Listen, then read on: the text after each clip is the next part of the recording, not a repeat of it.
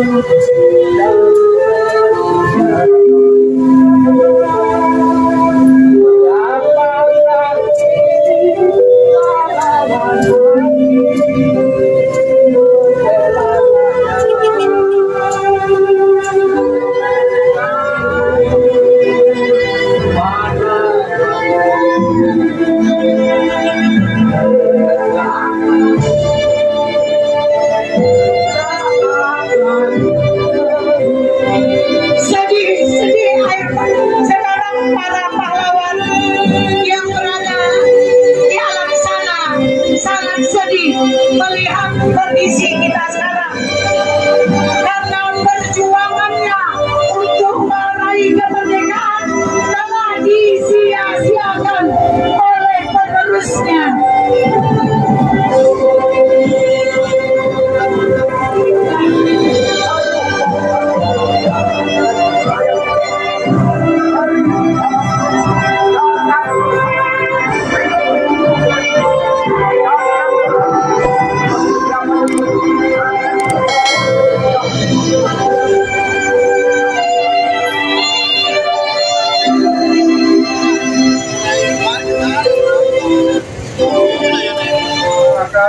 Apa yang menjadi kegundahan kita hari ini, saudara-saudara? Hari ini hukum tidak lagi berpihak kepada keadilan. Hukum hanya menghamba mereka-mereka yang memiliki akses politik, akses terhadap kekuasaan, akses terhadap modal. Hukum tidak lagi berpihak kepada kebenaran, saudara-saudara sekalian. Kita bisa lihat bagaimana ada yang nama si Lester itu yang sudah divonis 1,5 tahun. Dia hengkang, berjalan hengkang, tidak ada yang mengeksekusi, saudara-saudara sekalian.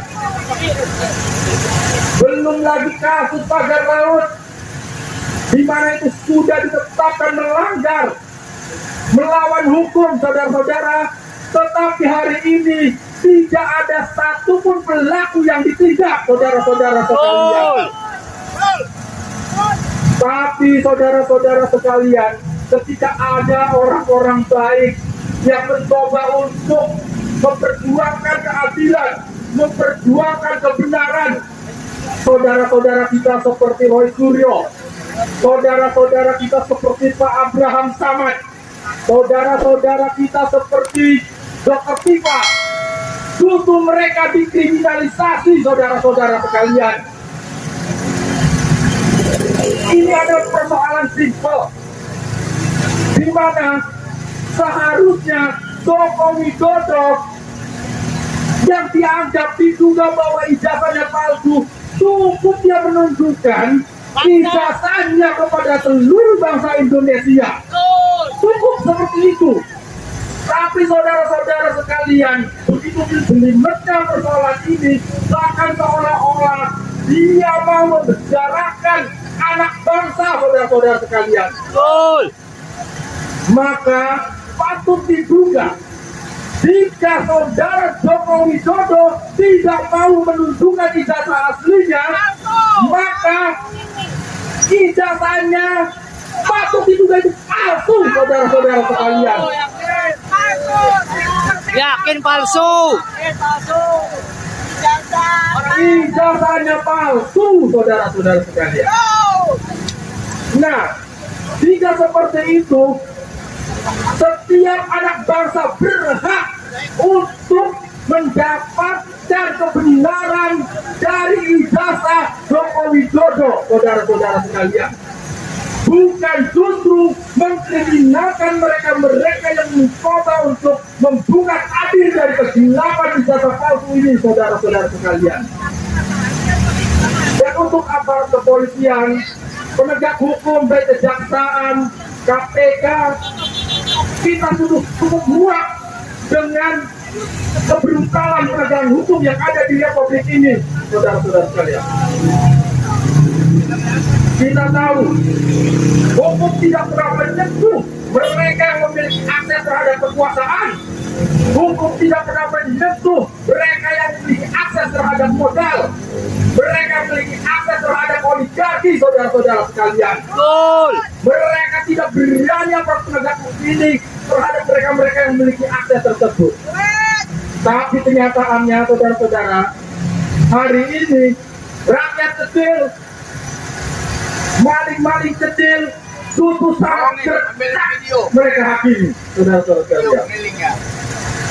Bahkan setiap proses hukum itu seperti dipaksakan. Hukum seolah-olah dipesan bagi mereka-mereka yang memiliki akses terhadap kekuasaan tersebut, saudara-saudara sekalian.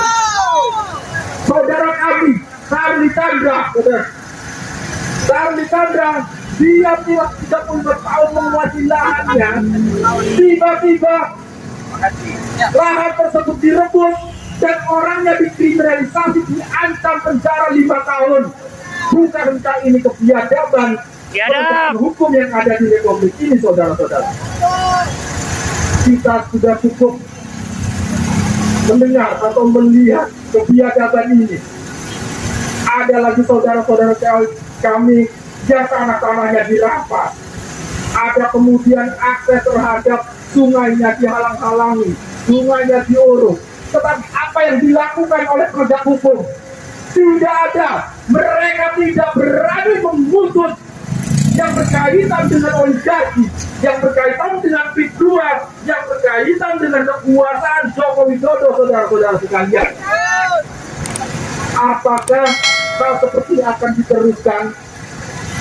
Kita malulah dengan generasi kita yang akan datang, bahwa hari ini kita melihat hukum tidak tegak, hukum tidak pernah berpihak kepada kebenaran. Hukum hanya dijadikan pesanan-pesanan mereka yang memiliki kepentingan oligarki, saudara-saudara sekalian. Maka jika hal ini akan dibiarkan, maka bangsa ini akan terancam gagal. Bangsa ini akan terancam bubar, saudara-saudara sekalian. Karena tidak lagi menjadi negara hukum. Hukum tidak lagi menjadi panglima. Hukum hari ini menjadi alat kekuasaan. Bahwa hari ini bangsa Indonesia adalah negara kekuasaan, bukan negara yang berdasarkan hukum, saudara-saudara sekalian. Maka dari itu, saudara-saudara sekalian, apa yang terjadi hari ini, maka kita harus bersatu padu untuk melawan segala bentuk ketidakadilan, segala bentuk penjajahan yang terjadi di bumi Banten dan juga di belahan daerah lain, saudara-saudara kalian. Kami di sini melakukan aksi menuntut keadilan, bukan karena kami benci terhadap bangsa ini, bukan kami ingin menghalang-halangi sesuatu atau kebanggaan apapun, bukan. Tapi karena kami terlalu cinta dengan bangsa ini, saudara-saudara sekalian. Kami tidak rela bahwa penegakan hukum negara ini, konstitusinya digeret ke dalam jurang tak berdasar, saudara-saudara. Kami tidak rela bahwa hari ini bangsa ini adalah titipan untuk generasi kita yang akan datang. Merdeka! Merdeka! Allahu Akbar! Allahu Terima Akbar! kasih. Wassalamualaikum warahmatullahi wabarakatuh. Ya, baik, terima kasih. Maju semangat rekan-rekan perjuangan.